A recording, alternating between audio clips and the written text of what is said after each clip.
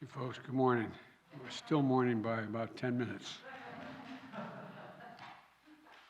I want to speak to you this morning about an extraordinary resilience and grit of the American people and American capitalism.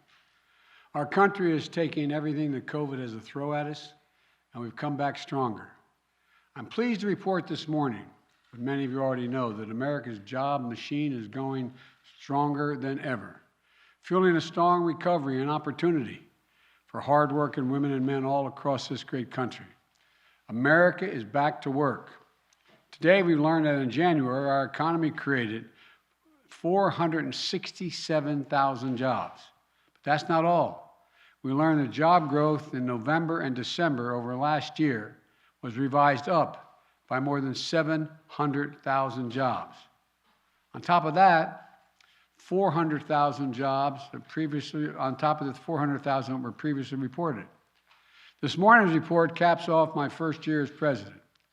And over that period, our economy created 6.6 million jobs. 6.6 million jobs.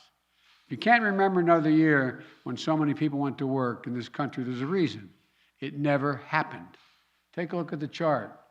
You can look at the last, all the way back to President Reagan.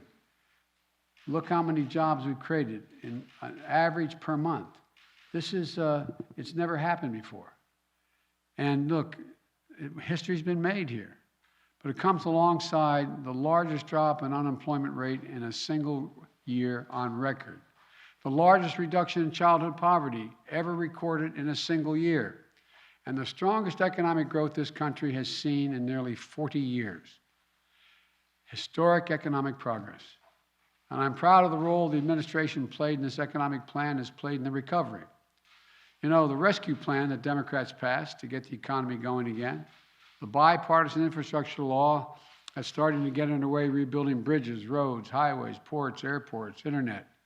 There's so much more that we're doing as well. And my decision at the outset of our administration to buy American. It's always been the law, but very seldom ever followed. Now it's a reality, not an empty promise. I made clear that when the federal government spends taxpayer dollars, we buy American products. American products made in America, including all the component parts of that product, with very few exceptions. With the support of the American private sector, our business leaders and entrepreneurs, our workers, our union leaders, they've all come together like never before in my days in Washington. I know it hasn't been easy. I know that January was a very hard month for many Americans. I know that after almost 2 years, the physical and emotional weight of the pandemic has been incredibly difficult to bear for so many people. But here's the good news. We have the tools to save lives and to keep businesses open and keep schools open, keep workers on the job, and sustain this historic economic comeback. Vaccination and boosters have proven incredibly effective.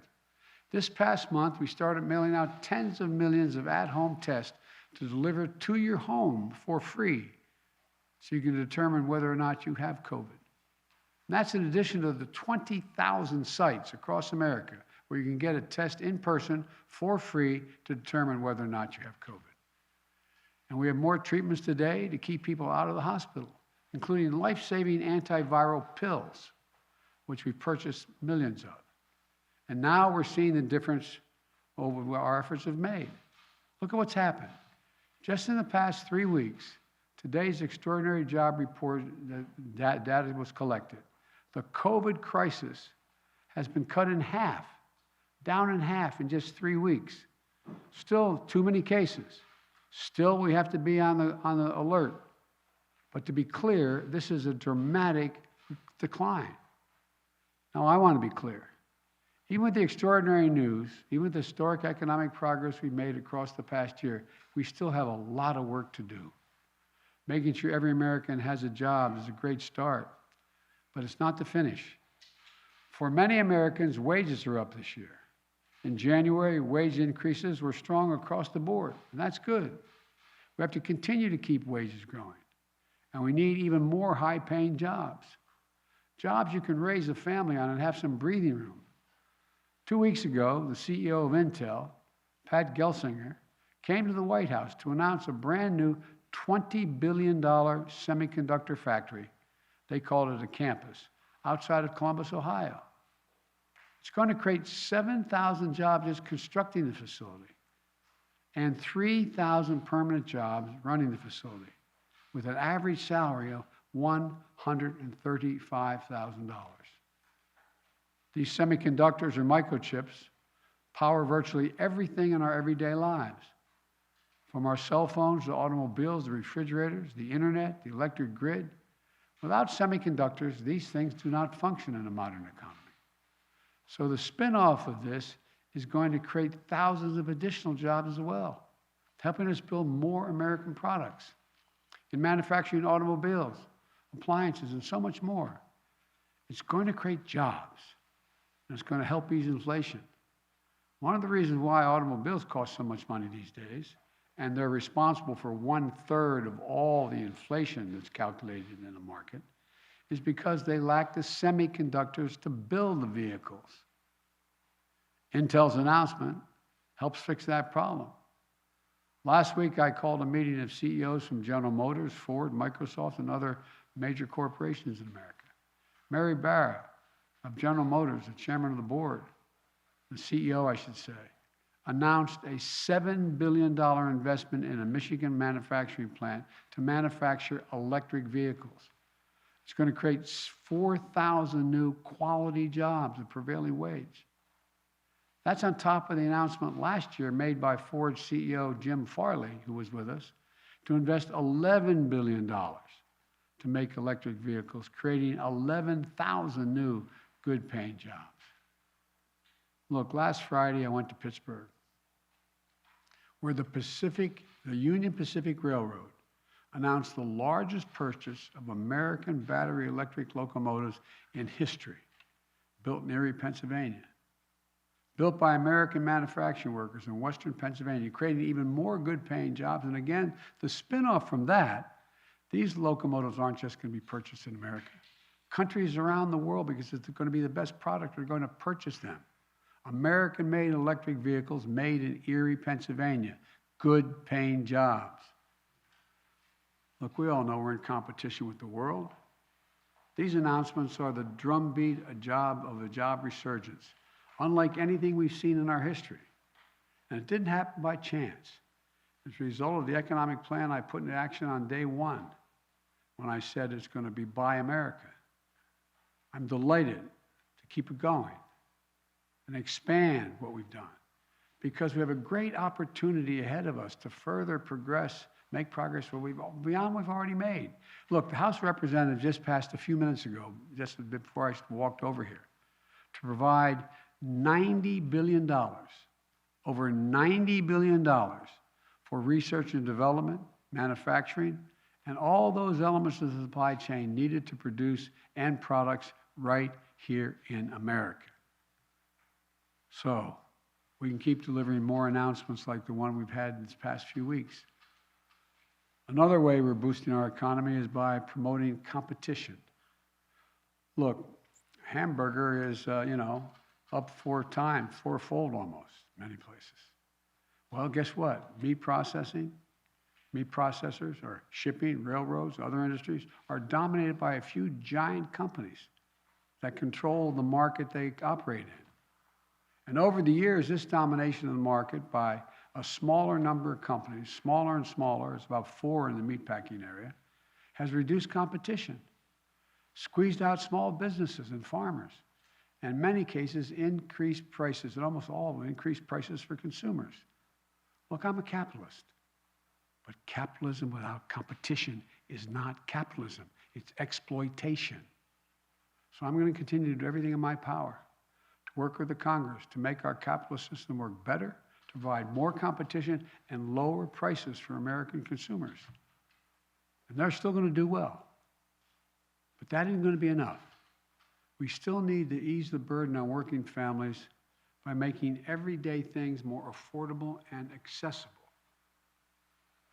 Look, average people are getting clobbered by the cost of everything today. Gas prices at the pump are up. We're working to bring them down, but they're up.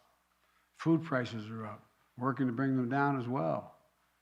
Look, I grew up in a family where if the price for a gallon of gas at the pump went up significantly, it was felt by the family. I get it. I understand. But these things are necessities, but that's not the totality of what family needs. They still have to pay for child care.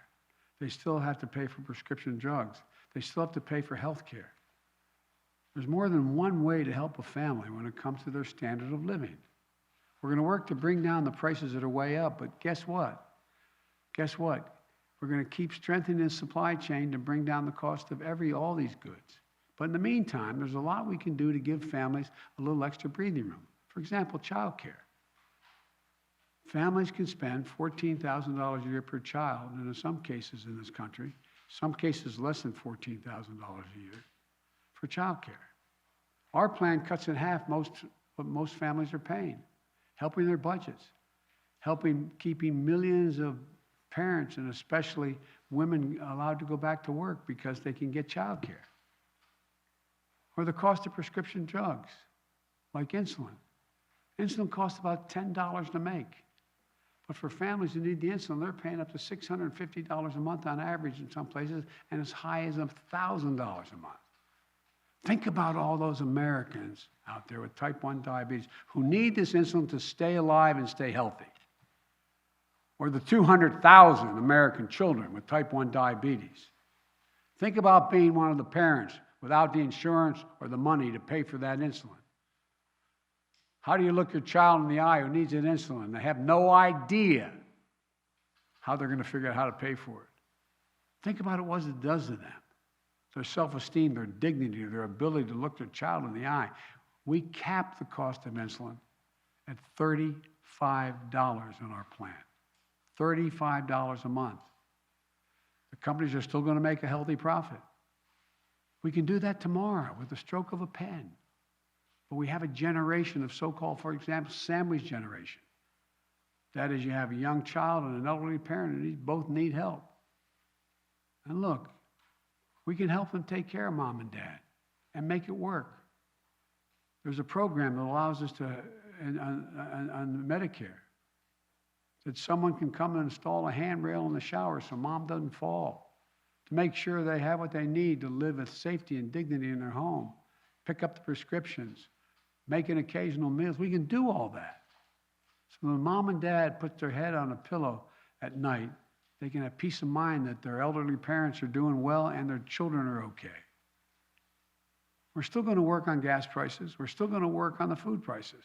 But in the meantime, we can deliver that peace of mind to the American people and give them a little breathing room. And by the way, the proposals that I have out there, nobody earning less than $400,000 a year would pay a single additional penny in taxes. Not a single penny. And a lot of companies I've spoken to are willing to pay a little more in their corporate taxes and their personal taxes to see that happen. You've heard me say it 100 times. You got 55 companies of the Fortune 500 companies that paid zero tax the last couple of years. And they made over $400 billion. Look, we can do this without increasing the deficit. Actually, we reduced the deficit over $300 billion. And 17 Nobel laureates in economics came to me several months ago to say that this plan would not only not raise inflation, it would ease long-term inflationary pressures. Look, the bottom line is this. The United States is once again in a position to not only compete with the rest of the world, but outcompete the rest of the world once again. We can keep coming together and invest in the backbone of America, the working class and the middle class folks. There's no limit to what we can achieve. So let's keep the wages rising and let's start lowering cost. Our businesses are the best in the world. Our workers are the best in the world. Give them half a chance. They'll outcompete anyone, anywhere in the world.